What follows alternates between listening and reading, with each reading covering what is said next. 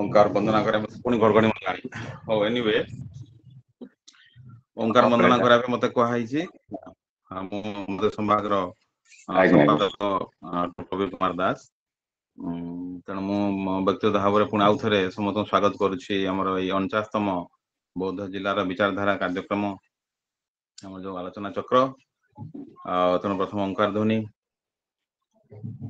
ओ भूर्भुवः स्वः तत्सवितुर्वरेण्यं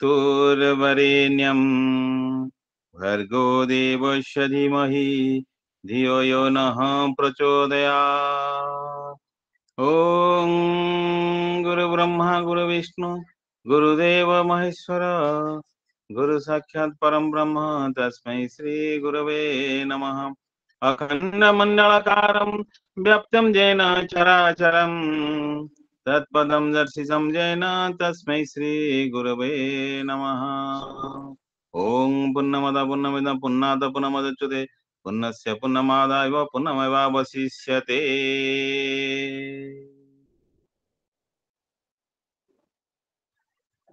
वर्तमान ओंकार ध्वनि परे आउ विजय भाई बोधे आसिले तेणु बर्तमान आम पुणी परवर्ती कार्यक्रम को आम जीवा जो थे आमर अच्छी विवेक बाणी जोटा कि आमर स्वामी विवेकानंद कथा अनुसार तांकर बाणी वार्ता समस्त पाखरे किभली पहुँचब से विवेक बाणी तेणु मत दुई दायित्व दिखाई ओंकार ध्वनि विवेक बाणी पाठ करने तेणु मु विवेक बाणी मत पाठ करुच्ची कर्मयोग मतरे कृतकर्म फलप्रद न होई केबे हेले नष्ट हो जाई पारे नाही प्रकृति रे कोन शक्ति यार फल प्रसव को रोध करि पारे नाही कोनोसी असत कर्म कले मु तार फल भोगिबी जगत रे एपरि कोन शक्ति नाही जहा तक रोध करि पारिबो ठीक से परी कोन सत कर्म कले जगत रे कोन शक्ति तार शुभ फल रोध करि पारे नाही ठीक जेपरी कोन सत फल कर्म कले सत्कर्म कले जगत रे कोन शक्ति तार शुभ फल रोध करि पारे नाही स्वामी विवेकानंद तेणु ये हला आमर विवेक बाणी तेणु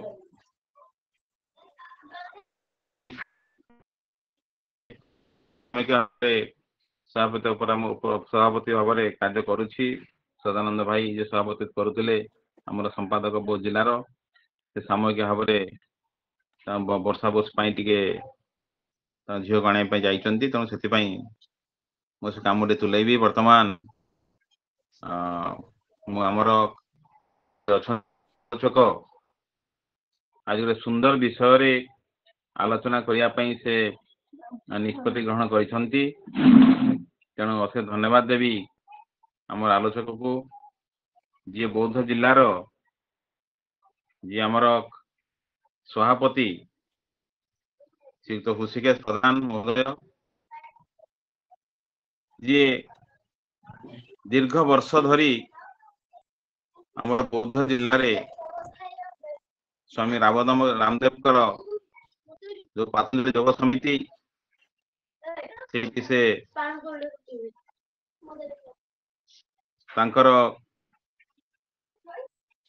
तालीम ग्रहण करी योग गुरु भाव से वर्तमान निज प्रतिष्ठित करिसेंती प्रतिदिन सकाळ 5:30 रु 6:30 मध्य बौद्ध जिले में मौसीमा मंदिर से चारिटा 45 रु सर 4:45 रु 6:15 4:45 रु तेणु से आमर चंद्रकांत भाई से मत से गुरु दायित्व रोचे तेणु से केवल जो आसन प्राणायाम विषय नुहे अष्टांग योग री किभली भाव में समस्त पाखे पहुंची पार जीवन जो जीवन जिज्ञासा आम रही जीवन जाना कथा तेणु आज जो विषय वस्तु रही ईश्वर प्राप्तिर पूर्व स्थिति तेणु ईश्वर प्राप्ति पूर्व निजक किभଳି निजक आम प्रस्तुत करवा से विषय आलोचना आज 49तम आम ई पाठचक्र जो शीर्षक रही जीवन जिज्ञासा विषय वस्तु रही ईश्वर प्राप्तिर पूर्व स्थिति। तेणु मु आज आमर से जोगगुरु जी की जने प्रधान शिक्षक भाव मो दायित्व ग्रहण करिसेंती आमर बौद्ध जिलार मोर उच्च प्राथमिक विद्यालय रे। तेणु तांको मु स्वागत करुछु एई परिसर को जो अष्टांग योग विषय रे जो जम नियम बा ईश्वर प्रारंभिक अवस्था विषय आलोचना करिवे एवं आज आलोचना आहुरी मध्य आमे किभଳି भाबरे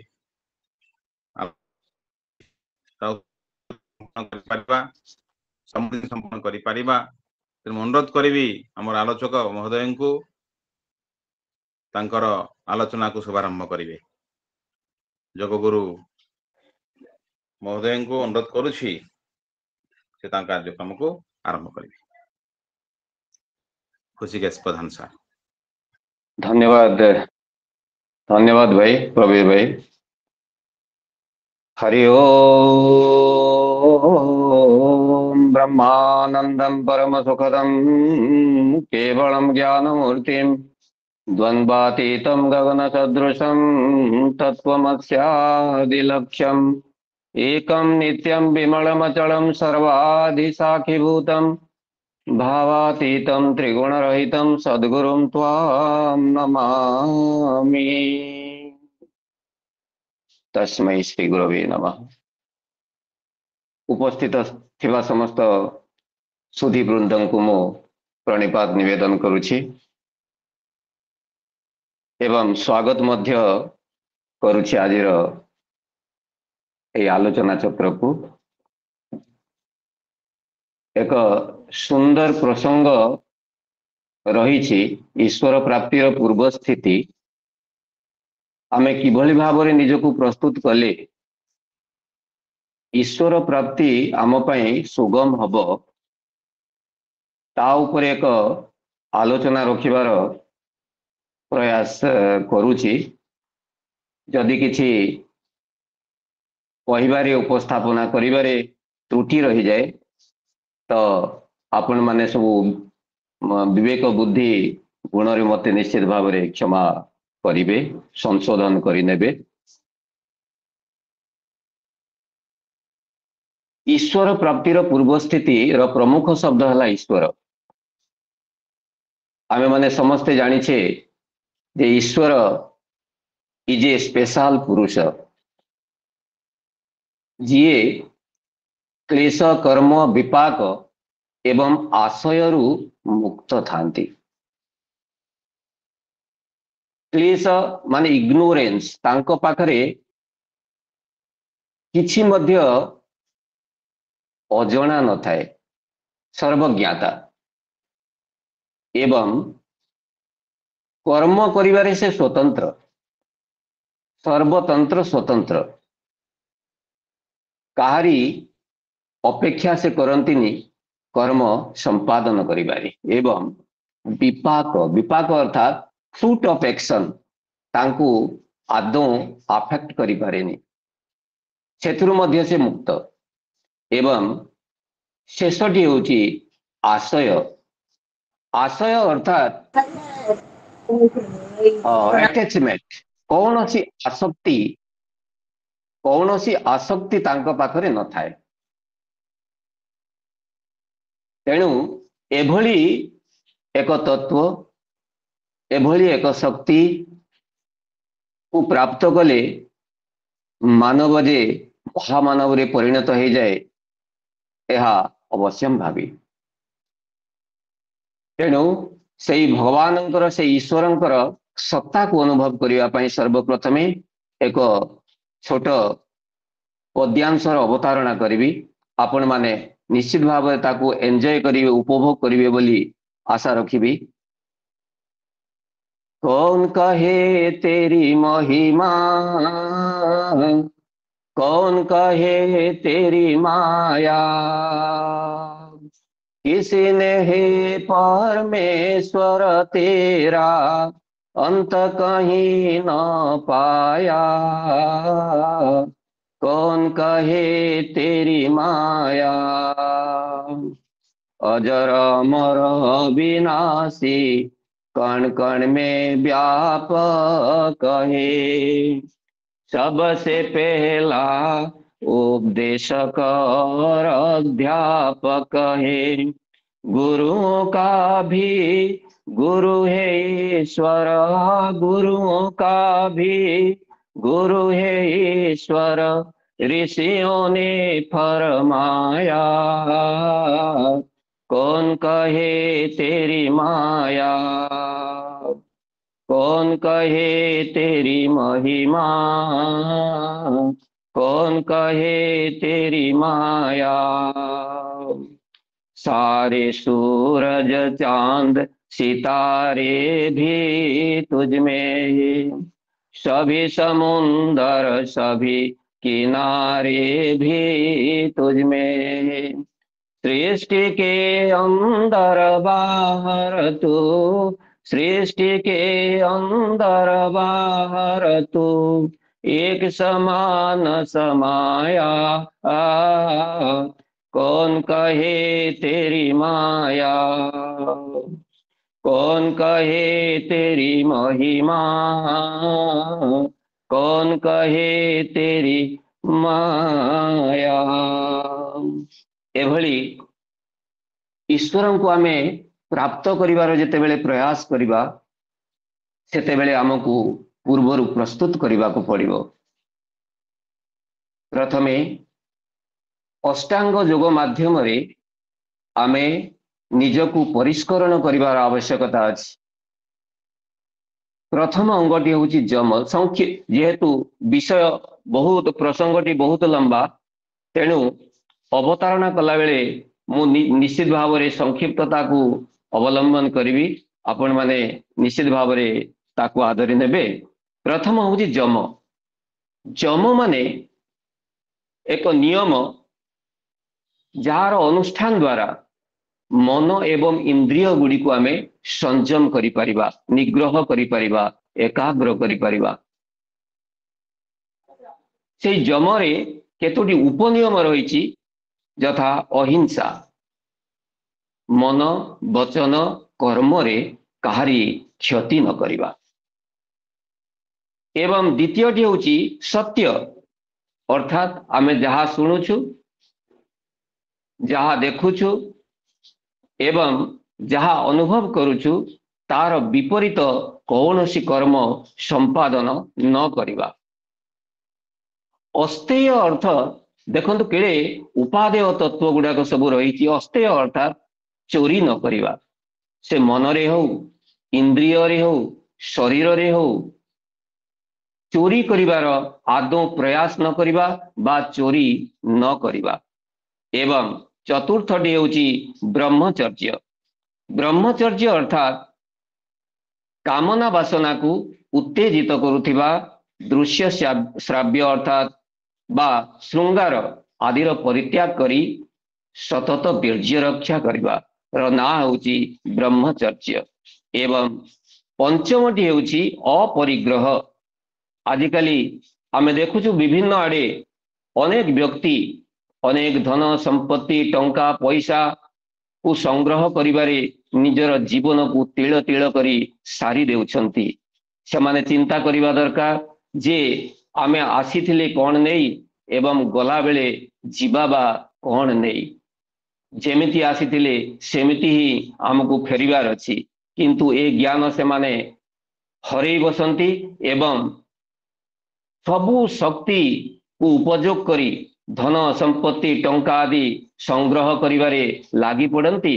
शेषरे जहा सामाजिक प्रशंसा सुनाम थाए ताकू मध्य से माने जलांजलि देई दियंती। किले माने दुखदायक जिनिस ए सबु द्वारा आमे निजकु परिष्करण करिवार अछि एवं किछि नियम मध्य जदि आमे मानि पारिबे। द्वितीय अंग होची नियम शौच। एक उपादेय तत्व ईश्वर प्राप्ति पूर्वरु आमको निश्चित भाव में याकू अवलंबन करने को पड़िबो। शौच अर्थात निजको पवित्र रखिबा। जेमिति कि अद्भि गात्राणि शुद्ध्यति मनः सत्येन शुध्यति विद्या तपोभ्याम भूतात्मा बुद्धिर्ज्ञानेन शुध्यति। ए सब को शुद्ध करने को पड़ो जमती कि अद्भि गात्राणी आमर शरीर स्नान करने द्वारा शुद्ध हो जाए, मन सत्य वचन द्वारा शुद्ध हुए एवं विद्या तपोभ्याम भूतात्मा आमरी आत्मा विद्या एवं तपश्चर्या द्वारा शुद्ध होता है एवं शेषरे बुद्धिर ज्ञानेन शुध्यति। जेतेबेले आमे ज्ञान जोगर आश्रय नेबा ज्ञान जोगर अवलंबन करिबा सेतेबेले आमर बुद्धि शुद्ध हो जाई थाए। एमिति विभिन्न माध्यम रे आमे विभिन्न अंग उपांग को शुद्ध करने को हुए। एवं द्वितीय नियमटी होची संतोष, अर्थात अप्राप्तर तृष्णा न रखिबा पई, अप्राप्तर तृष्णा न रखिबा ही संतोष अटे।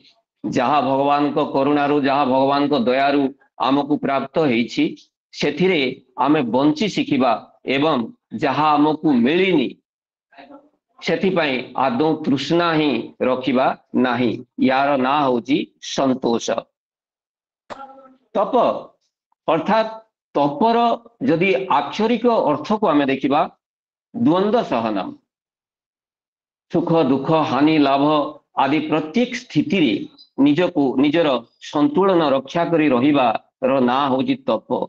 या को आचरण करिबा पई कौनसी बण जंगल गुंफा आदि रे जाई रहिबा आदौ आवश्यक ही नाही।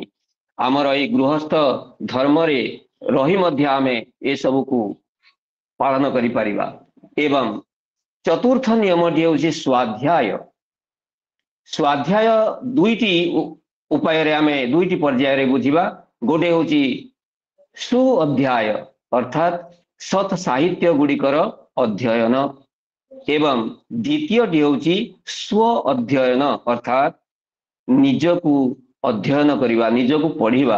वास्तव रे मु किए, मु एठा को आसीबार उद्देश्य कौन, काहे कि आसीछि एवं एठारे लीला खेला सरिबा परे पुनः मु केउ जागा को जीवार अछि, कहारी इंगित रे मु एठा को आसीछि एमिति जानिबार ना हला स्व अध्याय स्वाध्याय। एमिति दुईटी पर्याय रे आमे स्वाध्याय को बुझी पारिबा। एवं पंचम नियमटी होची अति उपादेय, तारी ना हेउची ईश्वर प्रणिधान। ईश्वर प्रणिधान अर्थ हेउची अति सरल भाषा रे जदि कहिबा unconditional surrender before the Almighty, अर्थात कौन सी शर्त न रखी निशर्त भाव रे आमे सर्वनियंतांक सम्मुख रे निजकू समर्पण करि देबा। हे प्रभु जहाँ हेउची ठीक हेउची, जहाँ भी हेबो ठीक हेबो, ए सबुर तो मूल रे आपण ही अछंती, तेणु मोर भय करिबार नाही कि अधैर्य मध्य हेबार नाही। तू तो मोर परम पिता परम दयालु, तेणु ए एमिति आमे निजकू संपूर्ण रूपे ईश्वरंक निकटरे समर्पण करि देबार ना होची ईश्वर प्रणिधान। एमिति जम नियम माध्यम रे निजकू श्रृंखलित करी एवं परिष्करण करी शेषरे जदि आमे किछि आसनर अभ्यास करि परिबा, यथा संभव यथाशक्ति आम शरीर साथ देव आमको ईश्वर प्राप्ति पाई विभिन्न अभ्यास करिबारे। एवं चतुर्थ अंग होची प्राणायाम। प्राणायाम माध्यम रे तो आमे आमर प्राण अपान आदि जो पंच प्राण रही ताकू परिष्करण करि परिबा। जेतेबेले प्राणटी परिष्करण हब सेतेबेले आमे दीर्घ समय पर्यंत ईश्वरंक संपर्क रे चिंता करि परिबा एवं ईश्वरंकर विभिन्न नीति नियम जहाँ रही तार अनुष्ठान मध्य आमे करि परिबा। हाँ, जम नियम आसन प्राणायाम प्रत्याहार अर्थात कौनसी निर्दिष्ट एक वस्तुरु मन एवं इंद्रिय को निग्रह करिबा, एकाग्र करी रखिबा रो ना हला प्रत्याहार। प्रत्याहार धारणा ध्यान समाधि। धारणा माने मन को एक निर्दिष्ट बिंदु रे दीर्घ समय पर्यंत धरी रखिबार नाम हैला धारणा। एवं धारणा ध्यान जदि ध्येय वस्तु जहाँ अच्छी एवं ध्याता जी अछंती ध्येय वस्तु एवं ध्याता मध्यरे अभेदत्व को कहती ध्यान ध्यान धारणा ध्यान एवं समाधि शेषरे सुगम हो जाए ईश्वरंकर उपस्थिति को उपलब्धि करिबा। यह हूँ गोटे उपाय अष्टांग योग माध्यम रे मध्य आमे ईश्वर को अनुभव करि परिबा। एवं द्वितीय जोड़ा रही एक उपादेय तत्व जारी माध्यम रे आमे निजर परिष्करण करि परिबा एवं से परिष्कृति माध्यम रे आमे ईश्वरंकर समीपवर्ती निकटवर्ती हेई परिबा। यथा निर्माण मोहा जित संग दोषा अध्यात्म नित्या विनिवृत्त कामाः द्वंद्वैर्विमुक्ता सुख दुःख संगैर् गच्छन्त्य मूढ़ाः पदमव्ययं तत्। निर्माण मोहा आमे गोटी गोटी करी यार अर्थ को बुझी नेले परिशेष आमे निश्चित भाव एकदम क्लियर कट हो जिबा जे वास्तव रे ईश्वर को प्राप्त करिबा पई आमे केउ सबु पहाच देई अतिक्रम करिबा को पड़िबो।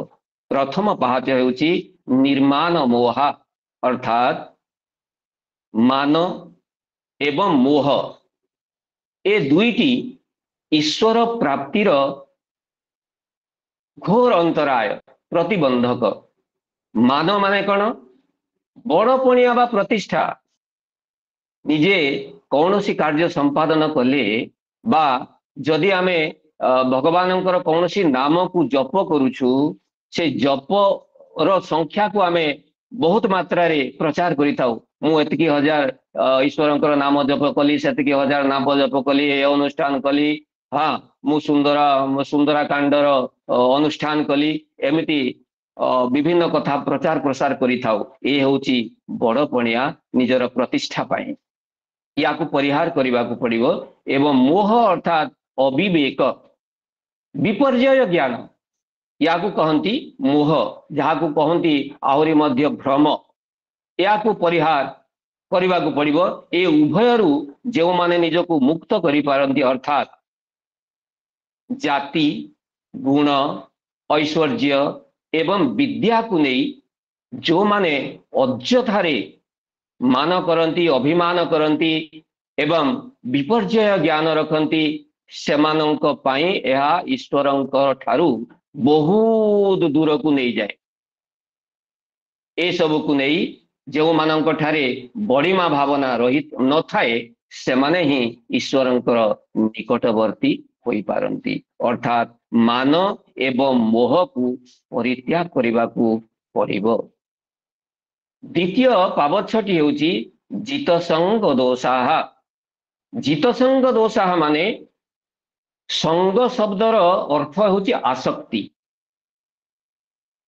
आसक्ति माने अटैचमेंट कौन से एक निर्दिष्ट वस्तुरे बा व्यक्ति ठारे निजकू संलग्न करी रखिबार ना हला आसक्ति। जो माने या को जय करी नै छंती अर्थात एई लोकरे हो बा एई लोक को त्याग करी जेते बेले कौन सी व्यक्ति पर लोक को गमन करी थाए ए उभय लोकरे जो सबु वस्तु सुख सौंदर्य आदि प्राप्त होई थाए सेथिरे आदौ कौन सी आसक्ति रखी न थांती से भली व्यक्ति मानंकु कहा जाए जित संग दोषाः अर्थात कौन सी आसक्ति रखती नहीं आसक्ति रहित जीवन जो माने निर्वहन करि पारंती सेमानंक पाई ईश्वर प्राप्ति अत्यंत सुगम होई थाए। तृतीय पावच्छय होची अध्यात्म नित्याः। प्रथमे बुझिबा अध्यात्म एटा ईश्वरंकर स्वरूप वाचक जे मु प्रथम रे जो भजन टी गाइथिली कौन कहे तेरी महिमा एई भजन रे ईश्वरंकर स्वरूप सबु वर्णित होइथिला सेथिपई मु यार अवतारणा करिथिली। परमात्मांकर स्वरूप रे जो मानकर नित्य स्थिति होई गलानी अर्थात परमात्मांक स्वरूप को अवलंबन करी पाथेय करी आश्रय करी जो माने वर्तमान जीवन अतिवाहित करुछंती जीवन निर्वहन करुछंती सेमाने क्षणक पई मध्य जो माने परमात्मांक स्वरूप रु आदौ विच्युत हुअंती नाही अर्थात भगवानंक सहित अंग संग बंचिबा पई चेष्टा करंती अर्थात मु जहा करूछि भगवानंक पई करूछि जहा सुनुछि भगवानंकु ही सुनुछि भगवानंक पई सुनुछि एवं जहा देखुछि जहा दर्शन करूछि सेई भगवानंक पई ही मु शुणुछि देखुछि करुछि इत्यादि ज्ञान रखि थांती। आहुरी मध्य जेउ मानकर पंचतन मात्रा अर्थात रूप मु जेउ रूप को दर्शन करुछि एई रूप रे मु भगवान को ही दर्शन करुछि जेउ रसर आस्वादन करुछि एइटा तो सेई प्रभुंकर जेउ गंध मोर नासा रंध्र देई मु भीतर को प्रवेश करुछि सेई गंध मध्य प्रभुंकर दत्त एक तत्व जहा मो चर्म रे स्पर्श हेउछि एवं जेउ शब्द मोर कर्ण गह्वर रे प्रतिबिंबित हेउछि से सबु केवल भगवानंकर ही भगवानंकर अर्थात प्रति मुहूर्त रे प्रति क्षण भगवानंकर छड़ा जीवन बंचिबा दुर्विसह हो जाउथाए से भली व्यक्ति को कहा जाए अध्यात्म नित्या से अध्यात्म नित्या व्यक्ति मानक पई ईश्वर प्राप्ति अत्यंत सरल सुगम हो जाई थाए। चतुर्थ बाबच्छटी हेउछि विनिवृत्त कामहा विनिवृत्त कामहा अर्थात यह मनोवृत्ति रूपक कामना एक इच्छा एक तृष्णा एक अपेक्षा एक वासना एक स्पृहा अर्थात जो मानकर ये सबू सर्वथा नष्ट हो गलानी सेमानंकु कहा जाए विनिवृत्त कामहा अर्थात तृष्णा बा वासना लेस मात्र मध्य रहिबनी जो मानक ठारे नाही सेपरी लोक मानकु कहा जाए विनिवृत्त कामहा। एवं परवर्ती पावच्छटी हेउछि सुख दुख संगय अत्यंत उपादेय जिनस बुझिबार अछि। सुख दुख नामक द्वंद्व द्वंद्व आगु आमे बुझी सारिछु जहा माने सुख दुख हानि लाभ भल मंद शीत उष्ण प्रिय अप्रिय मान अपमान स्मृति निंदा आदि विभिन्न प्रकार जो द्वंद्व रही से द्वंद्व रु जी शून्य हो जाती रहित हो जाती अर्थात ए सबुरे जहार टिकिए भी संबंध न थाए दुख आसिले जहा सुख आसिले ताहा गाली देले जहा प्रशंसा कले ताहा प्रिय वाक्य कहले जहा अप्रिय वाक्य कहले मध्य था मान नाही अपमान नाही सुख नाही दुख नाही प्रत्येक स्थिति रे जी निजकू समतुल करी रखि थांती से भली व्यक्ति कपाई ईश्वर प्राप्ति अत्यंत सुगम हो जाई थाए कारण तांकर कौनसी विकार रही न थाए अर्थात से विभिन्न द्वंद्वरु निजकू मुक्त रखि थांती। जो माने ए सबु पावच्छ एते सबु पावच्छ अतिक्रम करी आसी जाइछंती सेमानंकु कुहा जाए अमूढ़ाहा अमूढ़ाहा अर्थात जो मानंक ठारे मूढ़ता नाही अज्ञानता नाही मूढ़ता बा अज्ञानता संपूर्ण रूप रे विलुप्त हो जाइछि अर्थात से मानंकु कुहा जाए ज्ञानी महात्मा ए ज्ञानी महात्मा मानंक पाई ईश्वरंकर से पद जहाँ को कहा जाउची पदम व्ययम अर्थात अव्ययम अर्थात अविनाशी एवं पदम परम पद को गच्छन्ति अर्थात प्राप्त हो जाती। तेणु ये हूँ अति उपादेय तत्व। आमे अति सहजरे मंदिर को जाऊचु, गुरुद्वार को जाऊचु, मठ आदि को परिदर्शन करुचु, सांगरे नहीं थाउचु अनेक दामी दामी फल मूल भोग राग फूल इत्यादि को नहीं आमे ईश्वर को तृप्त करने चेष्टा करुचु, किंतु ए कौन सी थिरे भी ईश्वर आदौ स्पृहा रही न थाए। स्पृहा थाए केवल जो व्यक्ति आसीचंती, जो भक्त आसीचंती, से भक्तंकर अंतःकरण कौन अछि, अंतःकरण रे थिबा भावना अनुसार ही भगवान प्रीत हुंती। न काष्ठे विद्यते देवो न पाषाणे न मृण्मये भावे ही विद्यते देवो तस्मात् भावो ही केवलम। भगवान तो सेमती देखा गले जदि प्रकृत अर्थ रे आमे बुझिया पई चेष्टा करिबा तेबे भगवान कौन सी काष्ठ वा पाषाण रे आदौ न थांती। भगवान तो सर्वमय कर्ता, जेमती कि उपनिषद रे मध्य वर्णना करा जायछि, ईशावास्यमिदं सर्वं यत्किंच जगत्याम जगत तेन त्यक्तेन भुंजितः मा गृधः कस्य स्विद्धनम्। ईश्वर ईशावास्यम इदम जगत, जगतर प्रत्येक कोण अनुकोण रे परिव्याप्त होइकरी अछंती। से स्थल रे अछंती, जल रे अछंती, पवन रे अछंती, रेणु रेणु रे मध्य परिपूर्ण होइकरी अछंती। तांकु जिए जेउ रूप रे जेउठारे देखिबा पाई दर्शन करिया पाई जदि चाहिला भगवान सेही ठारे ही प्रकट हो जाइछंती। आमे तो आगुरु याकु स्तंभरु भगवानकर प्रकट होइथिबा रूप को मध्य जानिछु, भाव को मध्य जानिछु, से लीला मध्य आमे श्रवण करिछु। तेणु भगवान प्रीत हुंती जेतेबेले ए सबु पावच्छ देई एवं अष्टांग योग माध्यम रे निजको परिष्कृत करि नैछंती। से भली भक्तों को से निश्चित भाव रे भक्तों ठारे संतुष्ट होई थांती।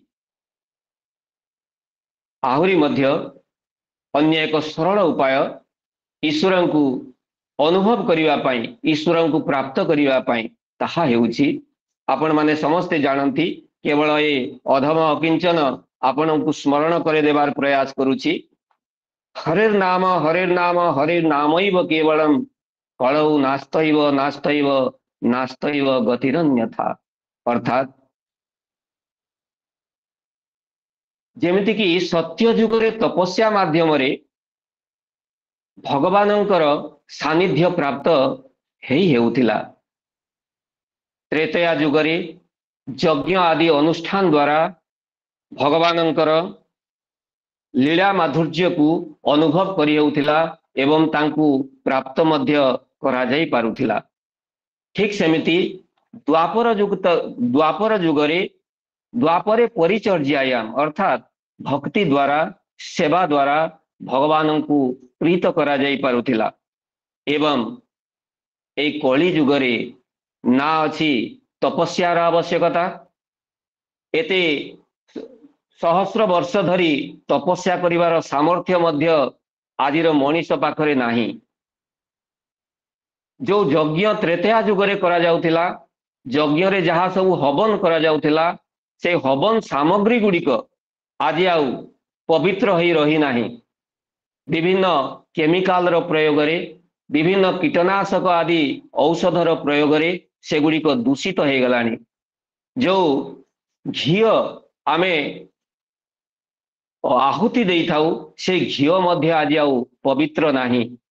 अर्थात जो गाई ठारू से घृत संग्रह करा जाउची, गाई को तो आज दाना दिया जाउची, जो दाना एक रासायनिक पदार्थ रे प्रस्तुत हेउची।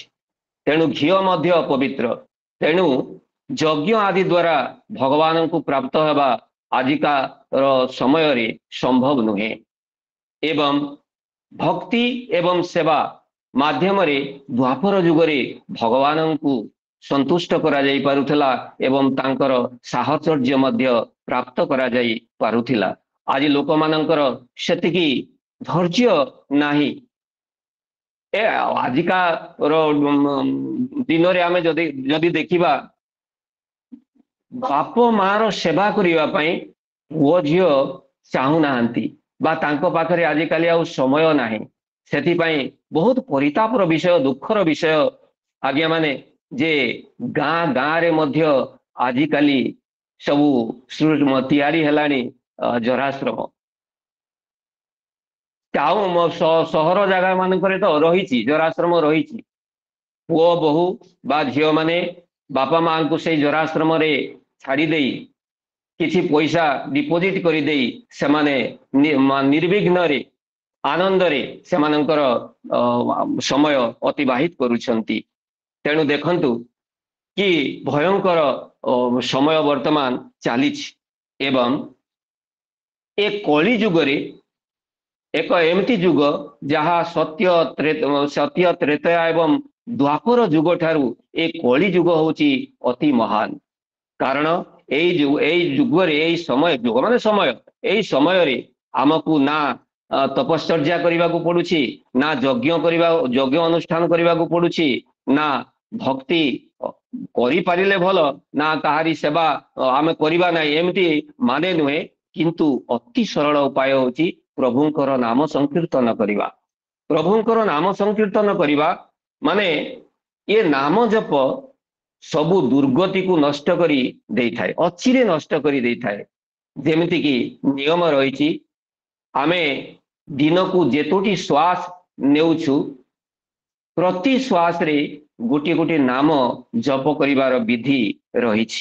ପ୍ରତି ଶ୍ୱାସରେ ଗୋଟିଏ ଗୋଟିଏ ନାମ, ଅର୍ଥାତ୍ ଶ୍ୱାସ ଯାଉଛି ଭିତରକୁ ଗୋଟିଏ ନାମ, ନିଶ୍ୱାସ ବାହାରୁଛି ବାହାରକୁ ଗୋଟିଏ ନାମ।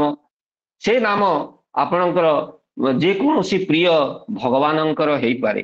ଜଗନ୍ନାଥଙ୍କ ନାମ ହେଇପାରେ, ରାମଙ୍କ ନାମ ହେଇପାରେ, କୃଷ୍ଣଙ୍କ ନାମ ହେଇପାରେ, ରାଧାଙ୍କ ନାମ ହେଇପାରେ, ଗୋବିନ୍ଦ ଗୋପାଳ ହରି ଆଦି ଯେକୌଣସି ଭଗବାନଙ୍କର ନାମ, ପ୍ରତ୍ୟେକ ନାମ ସମାନ। କାରଣ ନାମ ସିନା ଭିନ୍ନ ଭିନ୍ନ, କିନ୍ତୁ ତତ୍ଵଟି ଏକ, ଈଶ୍ୱର ଏକ। ଯେକୌଣସି ନାମରେ ମଧ୍ୟ ଆମେ ଈଶ୍ୱରଙ୍କୁ ପ୍ରାପ୍ତ କରିପାରିବା। ତେଣୁ ପରିଶେଷରେ ମୁଁ ଆପଣମାନଙ୍କୁ ଅନ୍ୟ ଏକ ତତ୍ଵର ସଂକ୍ଷେପରେ ଅବତାରଣା କରିବି ଯେ ନିଜକୁ ଯଦି ଆମେ ଈଶ୍ୱରଙ୍କର ଏକ ଅମୃତମୟ ସନ୍ତାନ ରୂପରେ ପରିଗଣିତ କରି ସବୁଦିନ ପାଇଁ ରଖିବା ଏବଂ ଆନନ୍ଦ ସୁଖ ଶାନ୍ତିର ପ୍ରାପ୍ତ ହେବା, ସେଥିପାଇଁ ଆମକୁ ଭଜନ, ନିଶ୍ଚିତ ଭାବରେ ଭଜନ ମାଧ୍ୟମରେ ପ୍ରଭୁଙ୍କୁ ପ୍ରୀତ କରିବା ପାଇଁ ଚେଷ୍ଟା କରିବା। ଭଜନ ମାଧ୍ୟମରେ କଣ ହୁଏ ନା ନିଜର ମନ ଶାନ୍ତ ହୁଏ, ଇନ୍ଦ୍ରିୟ ଗୁଡ଼ିକ ସଂଯମିତ ହୁଅନ୍ତି ଏବଂ ଈଶ୍ୱର ମଧ୍ୟ ପ୍ରୀତ ହୁଅନ୍ତି। କାରଣ ସେଇ ମାଧ୍ୟମରେ ହିଁ ପ୍ରଭୁଙ୍କର ବିଭିନ୍ନ ନାମ ରହିଛି, ବିଭିନ୍ନ ପ୍ରସଙ୍ଗ ରହିଛି, ବିଭିନ୍ନ ଲୀଳା ରହିଛି ଏବଂ ବିଭିନ୍ନ ତତ୍ଵ ମଧ୍ୟ ରହିଛି। ଚାଲନ୍ତୁ ସମସ୍ତେ ସମ୍ମିଳିତ ଭାବରେ ଏକ ସୁନ୍ଦର ଭଜନ ଆମେ ଶୁଣିବା ପାଇଁ ପ୍ରୟାସ କରିବା। ଛନ୍ଦାଚରଣ ଛନ୍ଦାଚରଣ ଛନ୍ଦାଚରଣେ ଗଲେ ଶରଣ, ଛନ୍ଦାଚରଣ ଛନ୍ଦାଚରଣ ଛନ୍ଦାଚରଣେ ଗଲେ ଶରଣ, ଛନ୍ଦାଚରଣ ମୋତେ ତାରିବ କି, କନ୍ଦାଇ କନ୍ଦାଇ ମାରିବ କି, ଛନ୍ଦାଚରଣ ମୋତେ ତାରିବ କି, କନ୍ଦାଇ କନ୍ଦାଇ ମାରିବ କି, ପତିତ ପାବନ ପ୍ରଭୁ ଅଧମ ତାରଣ, ପତିତ ପାବନ ପ୍ରଭୁ ଅଧମ ତାରଣ, ଯଶୋଦାଧନ ଜୀବନ ରାଧିକାର ମନ, ଛନ୍ଦାଚରଣ ଛନ୍ଦାଚରଣ ଛନ୍ଦାଚରଣେ ଗଲି ଶରଣ, ଛନ୍ଦାଚରଣ ଛନ୍ଦାଚରଣ ଛନ୍ଦାଚରଣେ ଗଲି ଶରଣ। ଈଶ୍ୱରଙ୍କର ସାନ୍ନିଧ୍ୟ ପ୍ରାପ୍ତ କରିବା ପାଇଁ,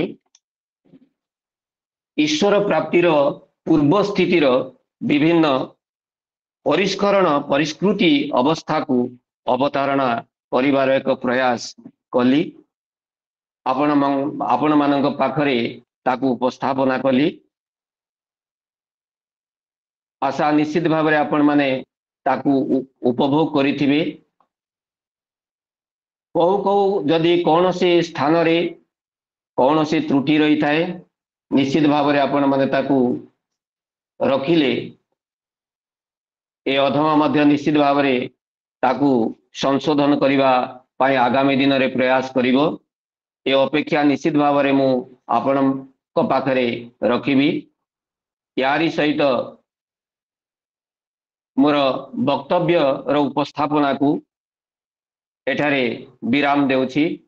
ଜୟ ଜଗନ୍ନାଥ, ଜୟ ଶ୍ରୀରାମ, जय प्रभु बलियार भुज।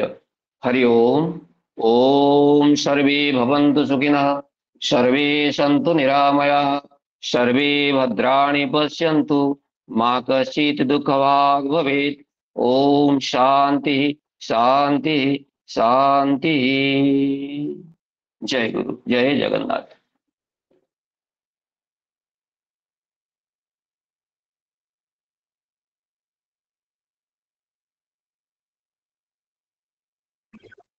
हरिओम प्रवीर भाई। महाराज सर अछंती। हाँ ना, बहुत धन्यवाद। महाराज सर अछंती, महाराज सर टी आको बढ़ेबे। महाराज सर प्रश्नोत्तर कार्यक्रम को आको बढ़ांतु। महाराज सर जॉइन करछन्ती बोधे। हाँ सर, नमस्कार हाँ, सर। नमस्कार। तो प्रश्नोत्तर कार्यक्रम आको बढ़ो टिके, तापर तुमर अभिभाषण दबो टिके। आपण मान को मध्यरु जदि काहार